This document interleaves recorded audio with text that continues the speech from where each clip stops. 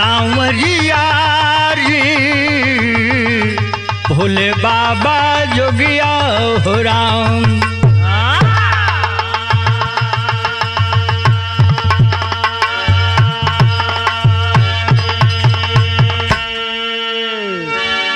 आई भैया मैं राकेश यादव पप्पू, लोकगीत बिरहा गायक कलाकार। आज नटराज स्टूडियो जौनपुर के धरती पर उस सामाजिक एगो दर्दनाक बिरहा कांड आप लोगों के बीच में रिकॉर्ड कर रहल बानी कि दिल द्रवित हो जाई। भूमिका के लाइन में कभी लिखत हुआ का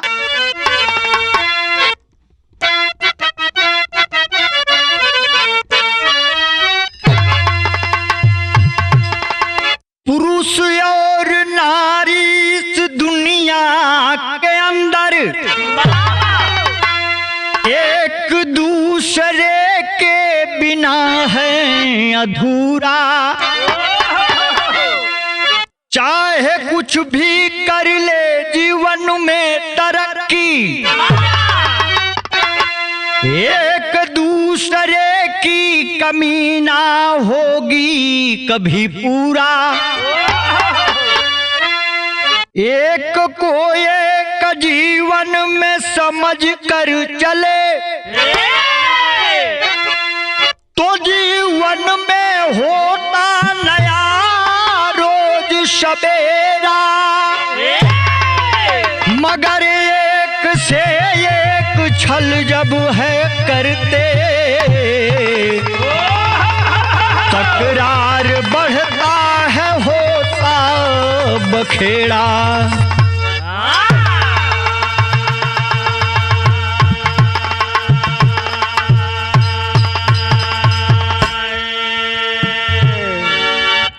कभी भूमिका के लाइन में बड़ा ऊंची बात से आगाह करता ना, संकेत करता ना। एक को एक जीवन में समझ कर चले तो जीवन में होता नया रोज सवेरा। मगर एक से एक छल जब है करते तकरार बढ़ता होता बड़ा बखेरा। हमरे बिरहा में आगे बढ़ला से पहले एगो बड़ी चटपटी गजल लगत हमार साहब, कैसे बा?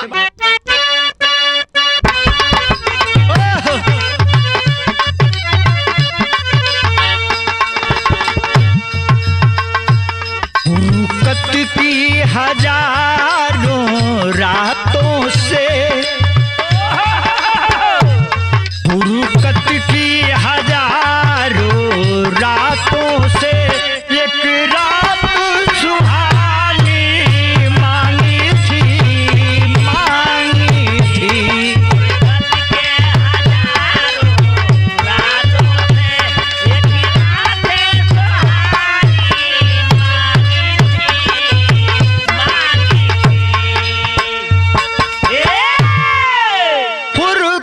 की हजारों रातों से एक रात सुहानी मांगी थी।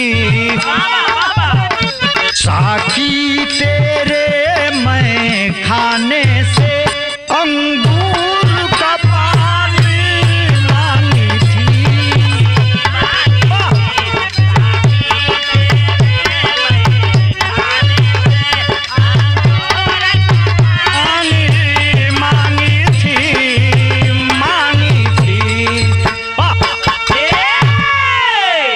लेकिन इतना गजल रहा आप लोगन के मन के गुदगुदाओ बदे, लेकिन बिरहा में डूब के कभी भाव लिखत हो कैसे?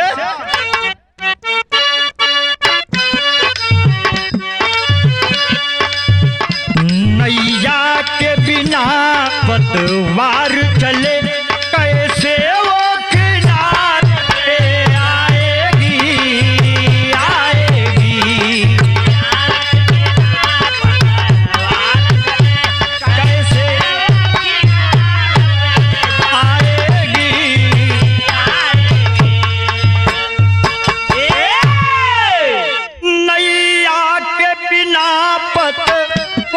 चले कैसे वो किनार पे आए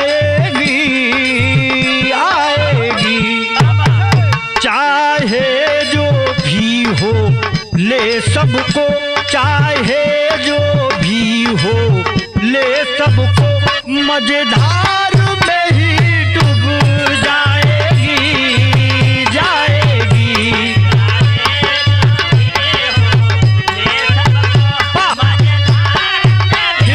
डूब जाएगी डूब जाएगी। वाह कवि जी कितना हम बड़ाई करें। नैया बिना पतवार चले कैसे वो किनार पे जाएगी। चाहे जो भी हो ले सबको मझधार में ही डुबाएगी। क्या बात है। बात कहाँ के घटना कहाँ के मास्टर साहब कहानी से कहना बाका।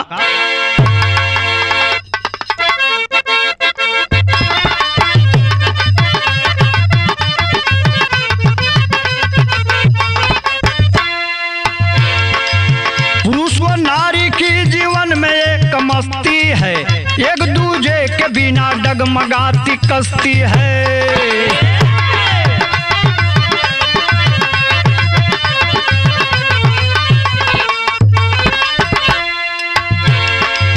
प्रांत यूपी के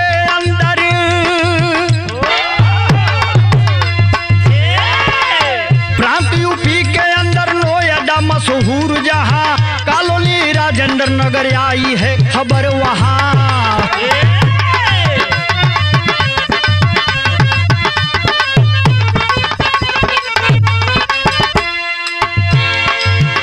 प्रशांत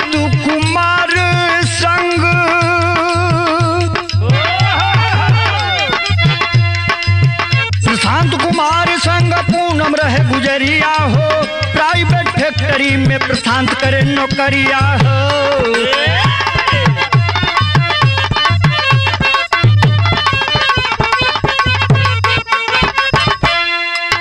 कितना सैलरी रहा मुन्ना भैया। प्रशांत जवन बा परेशान बा खुश नहीं खे और सोचता कि कोनो बढ़िया नौकरी मिला तो घर का बढ़िया से तो खर्चा बर्चा चल जा। 10,000 से ना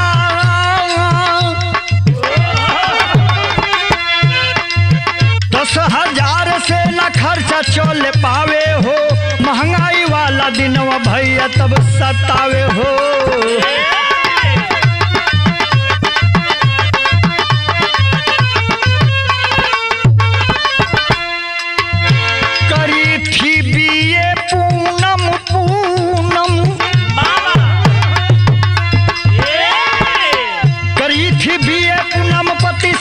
करती है करी थी बीए पूनम पति से बात करती है।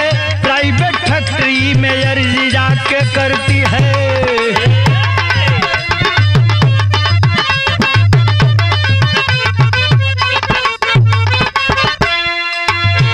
देखा मैनेजर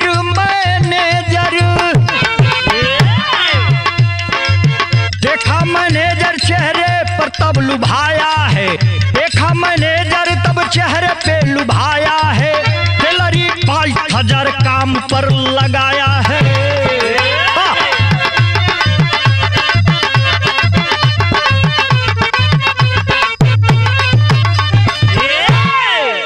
बिरहा प्रेमियों गौर करेंगे। बात प्रांत यूपी नोएडा में आवेला दिल्ली से एकदम सटल। पति पत्नी दोनों पढ़ल लिखल बाड़ा, दुनिया के समझता ना जियता ना। लेकिन प्रशांत जौन पति बा ओकर 10,000 रुपये जौन है कि सैलरी बा फैक्ट्री में। घर परिवार बढ़िया से चल नहीं खे पावत। इधर बाकी हमारियो घर में कार हो जात, हमारियो घर में सोफा हो जात। लेकिन रुपया के अभाव में दिन बीतता। कुछ दिन बीतल हो पूनम कहले बाग देखिए प्रशांत जी हमारे पति देवता ऐसा है कि बीए करके बेकार में घर में हाउसवाइफ बन के रहती हूँ।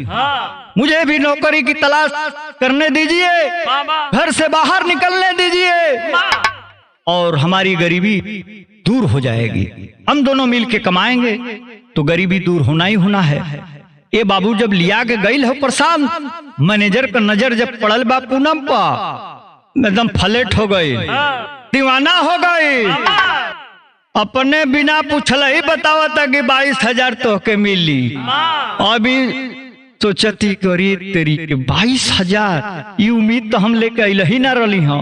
हम तो 10-12,000 में सोचत रही हूँ। इ 8-9,000 बेसिए मिलता।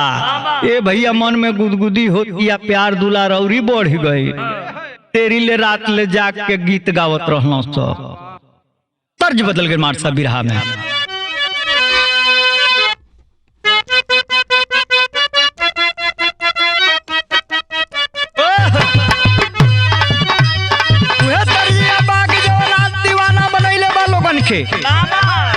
खेतवा जो तना हम पनिया में गईली लौकल नाही गड़हवा।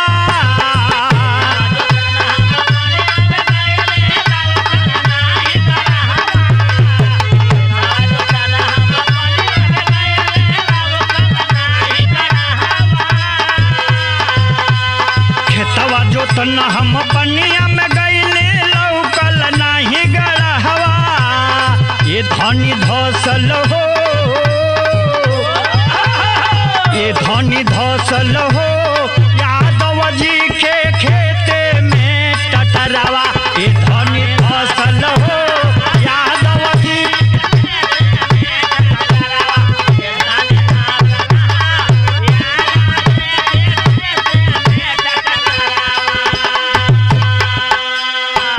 ई तो आप लोगन के मौज बदे कभी का आनंद बदे आप लोगन का एगो मनोरंजन खाती प्रयास रहल है।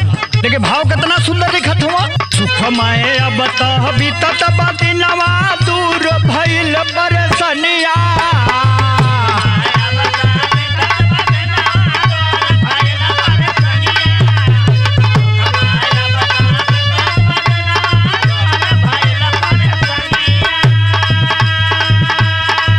पूनम जौन बाकी ड्यूटी पर लग गइल बे।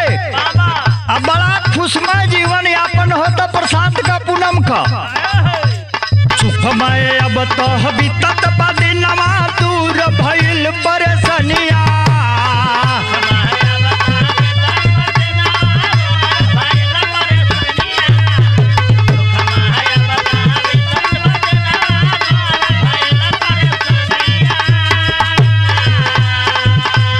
सुखमय अब तो बीतत बदिनवा दूर भइल परेशानिया। दीपेश मैनेजर हो धीरे धीरे बदलल रहनिया। दीपेश मैनेजर हो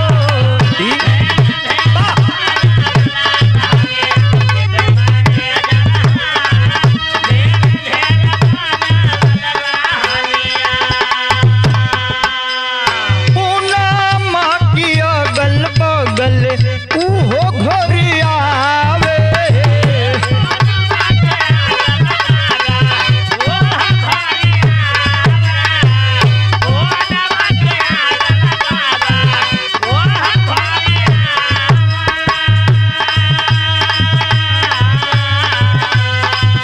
जब मिल मौका बैठी पूनम से बतियावे।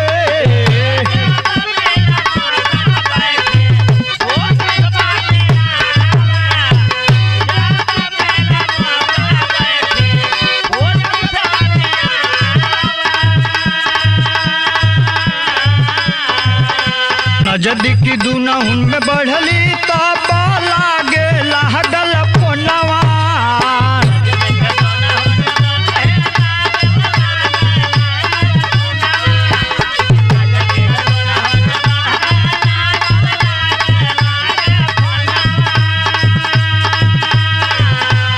नजदीकी दुनहुन में बढ़ली तब फोन आवे रहिनिया।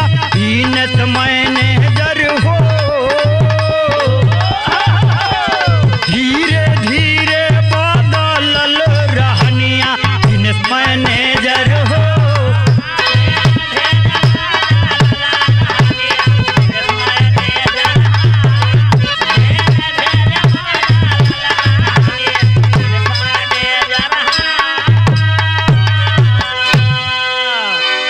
ए बाबू कुछ दिन ड्यूटी में जब पूनम जाते आओ मामा धीरे धीरे दीपेश मैनेजर कईमान टगमगा गई है। ये बाबू डोरा डाले लगल, वाह मौका खोज खोज के पूनम के आसपास में मेरा रात वाह बालावत बा फुसलावत बा। धीरे धीरे प्यार का ढोंग जौन हकी रचे लगल। आया है प्यार के आगोश में पूनम जो है धीरे धीरे अंधी होती जा रही है। वाह लेकिन बिरहा में इतनी बढ़िया धुन लगावत हूँ कवि जी कि हमरो पारा गर्म हो जाता।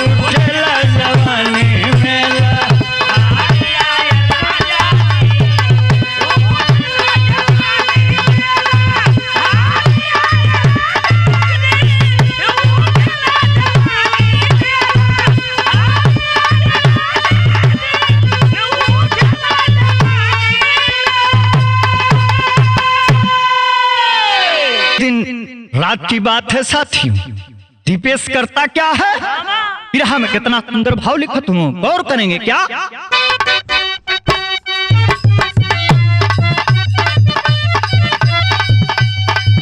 कोई से कोई आपन हमो,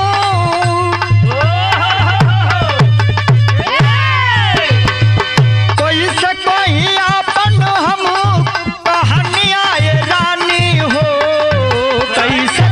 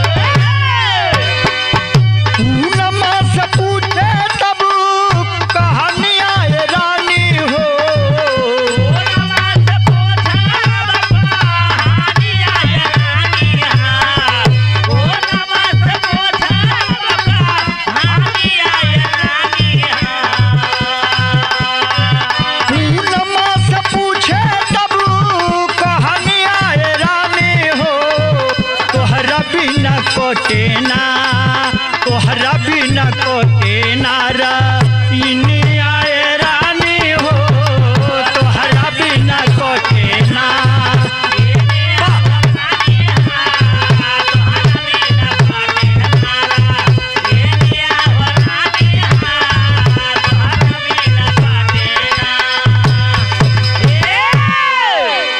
ये बाबू देर रात मैनेजर उस फैक्ट्री का दीपेश पूनम को फोन करता है। पूनम के समझाने के बाद भी नहीं मान रहा है, प्यार की दुहाई दे रहा है कि बहुत तुम्हें प्यार करता हूँ, हमारे साथ संबंध बना लो, बोल बतिया लो। 22 की जगह पर 42,000 सैलरी हो जाएगी। विदेशिया में कहता हूँ कवि जी का,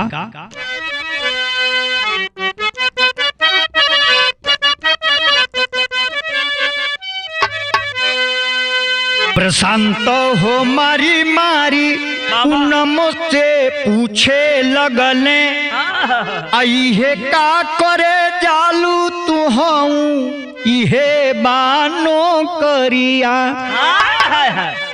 हमारी जतिया के माटी में मिलाई दी हलू, अब से जो चली जई घर की बहरिया।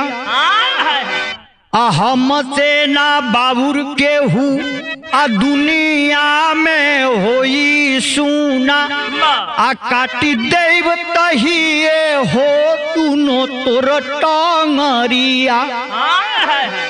रोई रोई पूनम सम झावे प्रशांत के, अदगिया लगावा जानी हमारी कतरिया।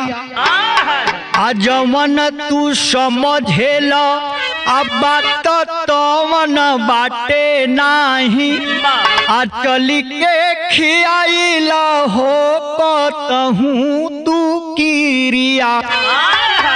कहती है पूनम की, मार ल जब तोहार गुस्सा शांत हुई तब हम बोला। ये बाबू थप्पड़ पे थप्पड़ मारते जा रहा है प्रशांत, रो रही है, कह रही है कि एक तरफा वन साइड उसका क्रश है, इसमें मेरी कोई गलती नहीं है, आप समझने का प्रयास कीजिए। नहीं नहीं, इतनी रात को गैर मर्द से बात करती हो, पकड़ी गई हो तो नाटक रचा रही हो। ये बाबू आओ न ताओ फैसला सुना देता है, कल से तुम्हारी ड्यूटी बंद, नहीं चाहिए 22,000 रुपए हमें, हमारे शान शौकत से बढ़ के पैसा नहीं है, गरीबी में रोटी खा लेंगे लेकिन कर उठा के जीना हमें पसंद है। तेरी के भाव में बड़ी ऊंची बात लिखत हूँ कवि जी का,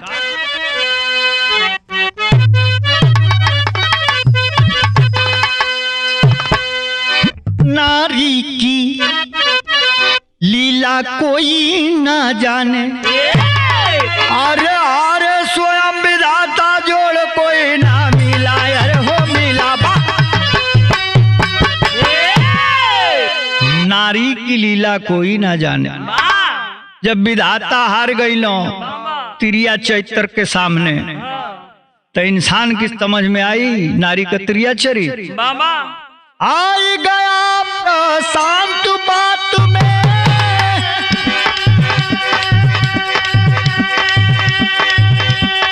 मन ही मन खुशी मनाई है,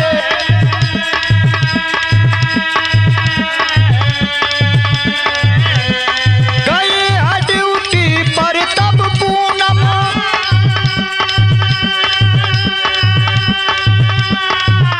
दीपेश से बात बताई,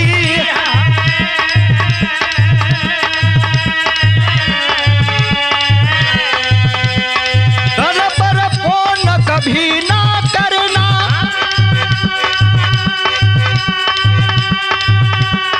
तब उसको समझाई है,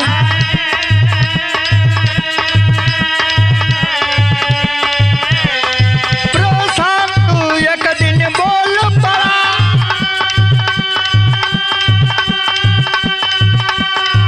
मैं रात को घर ना आऊंगा,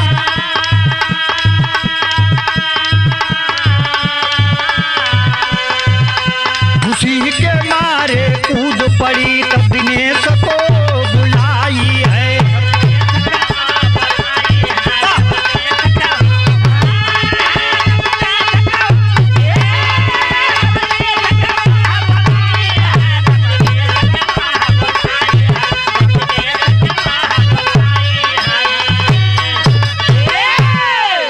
बाबू हो या चरित्र का डोरा डल्ले बा, प्रशांत के पटाली हलत कलश की जायदा स्वामी, अरे का डेरात हुआ, हम जब ठीक रहत तो करीब बस कबा के मैनेजरवा कुछ हमार बना बिगाड़ ली, आयदा ड्यूटी गईल बा, लेकिन जाके पति के खिलाफ सारी बातें बता देती है।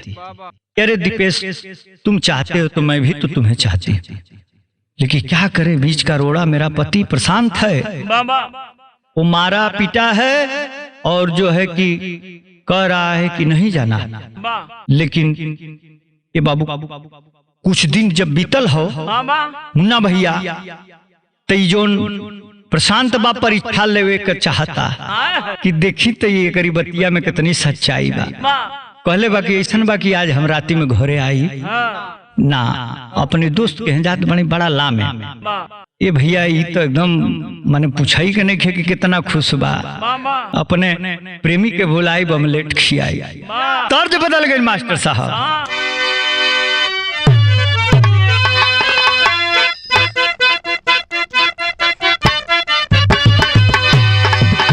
लेकिन तर्ज से सुंदर फर्ज लिख दिले हम कवि जी, कितनी मजेदार फर्ज होगा। होते शाम हो दीपेश घरे आई गईले, होते शाम हो दीपेश घरे आई,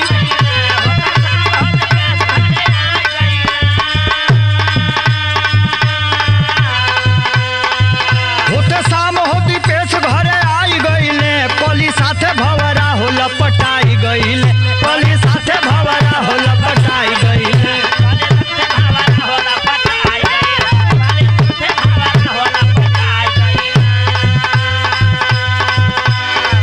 10 घड़िया बजलस जौने घड़िया,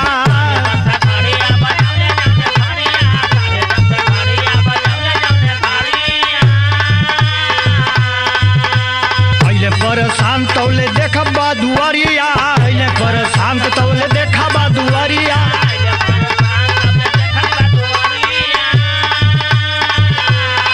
खोले दरवाजा सब घबराए लगले, खोले दरवाजा सब घबराए लगले,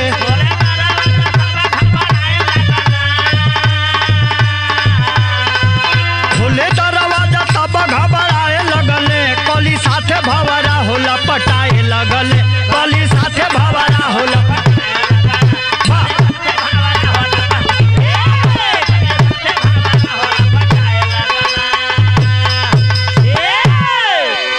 ये भैया प्रशांत तो नाटक किया था, परीक्षा चल रही है, 10 साढ़े 10 बजे के करीब आता है, दरवाजा खटखटाता है, और जब दरवाजा खुलती है पूनम तो घबरा जाती है, अवाक है, अरे तो कहे थे कि हम नहीं आएंगे, अब भीतरा में मजनुआ रजाई ओढ़ के सुतल बा। तरंगा के भाव में कवि जी बिरहा के आगे बढ़ाओ तुम।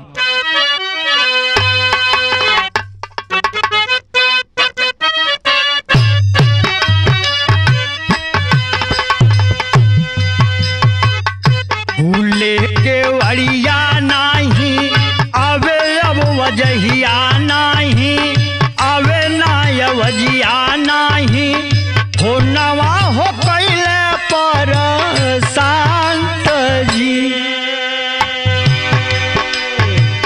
3-4 घंटी बाजल, फोनवा हो नहीं उठल, फोनवा हो नहीं उठल, पेडनी चदी पे से भइले शांत जी,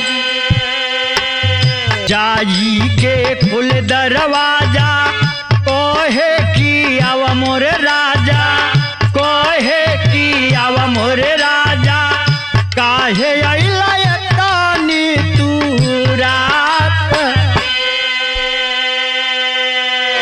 पेड़ पर शांत बैठले, पेल्टया झूठा देखले, पेल्टया झूठा देखले, पूनमा से पूछे लगले बात,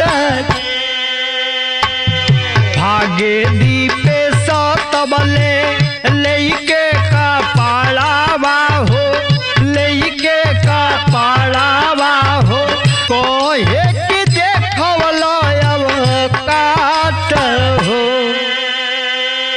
आए है बाबूजी, देर के बाद दरवाजा खुलता है, फोन की घंटी बज रही है, दोनों जो है कि हवस में लिपटे हुए थे। ए बाबू आई बा पूनम, दरवाजा खुले हवा खो, और उधर दीपेश जोन बाकी उघारे वही तेरे बेडे के नीचे घुस गए। आया है ये बाबू जब घुस गई है अंदरवा आके प्रशांत वही बेडवा पर बैठ गई बाबा आ देखले बा खूटी पर टांगल पैंट आ जूता मोजा। कहते है ने आवे ने ए हाई कौने बलमुआ कहरे बाबा तू सुधरबी ना। ए बाबू तौले पति पत्नी अपने में उलझत हुआ वो मौका पौलस वही तेरे उघारे पैंट लेले बा हाथे में आ कवाड़ी से छटक के भागले तो चाहता, लेकिन तर्ज बदल गई मास्टर। लेकिन तर्ज से बढ़िया फर्ज है। बाबा जब फर्ज बढ़िया होगा तर्ज गावल जरूरी ना हो। कैसे?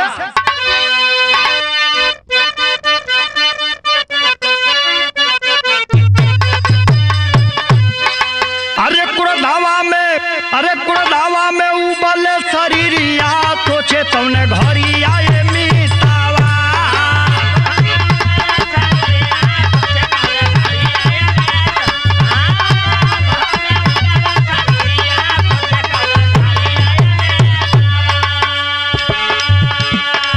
कनिया गवाए होई जिंदगी बेकार हो।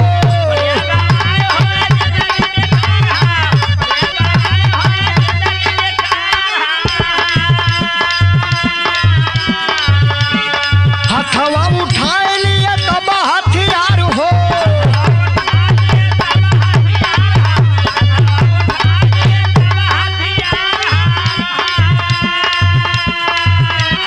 चाकुआ से कटले मुरिया सोचे तौने घरी आए मीतावा।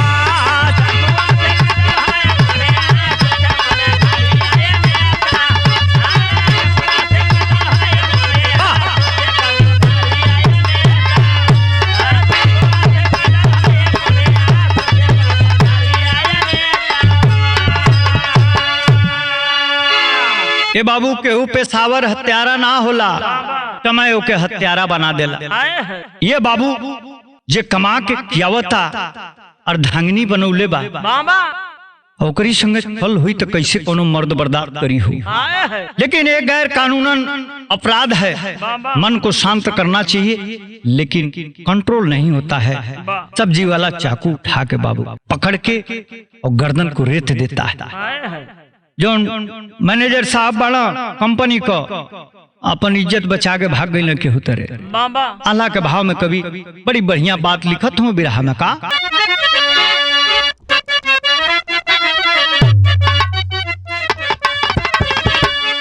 अरे चकुआ से कटले तहिया, चकुआ से कटले तहिया पूनम के मौरिया दादा।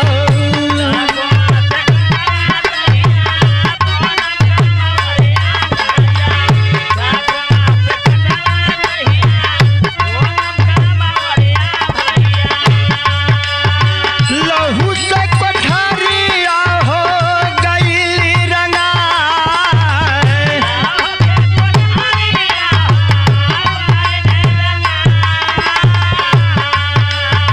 ओछे कैसे जी अब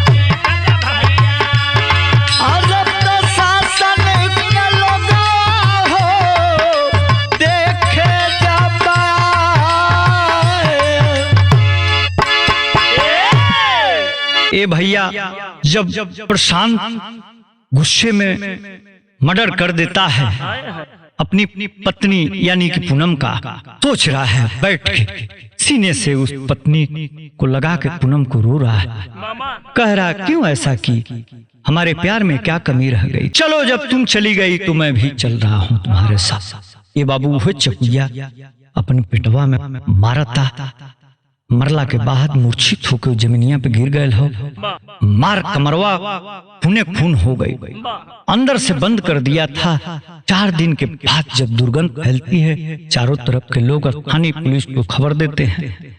जब पुलिस आ करके दरवाजा तोड़ती है बाबू, मंजर कुछ और था। ऐसा होता है छोटी सी गलती से एक खिलता खिलता परिवार जो है कि बर्बाद हो जाता है साथियों। ऐसा नहीं होना चाहिए। दुर्भाग्यशाली जो है कि घटना है। घटना को बताने और गाने का एक ही मकसद है कि आप सचेत हो जाएं, आइंदा ऐसी कोई घटना न घटे। खड़ी के भाव में विरह का समाप्ति करता हूं कवि जी का।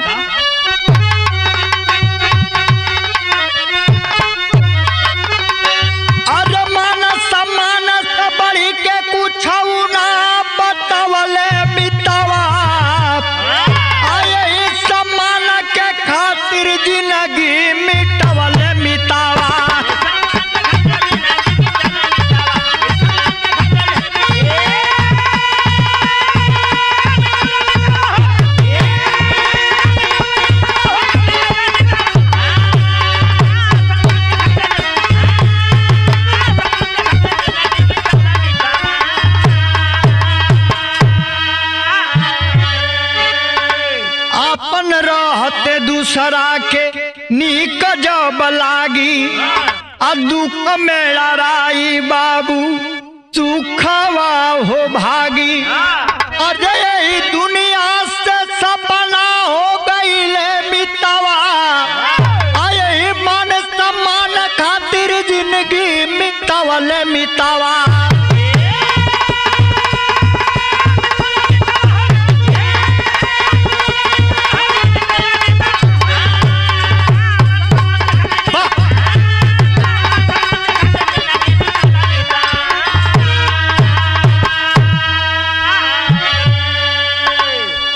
कुसुमपराग स्वामी जद्दू स्वर्ग में है गमगीन। अरे कहे सुरेंद्र काशी की क्या भारत यही नवीन हो, नारी की लीला जाने ना कोई, राकेश ब्रिजराज सुमन नहीं हो खिला नारी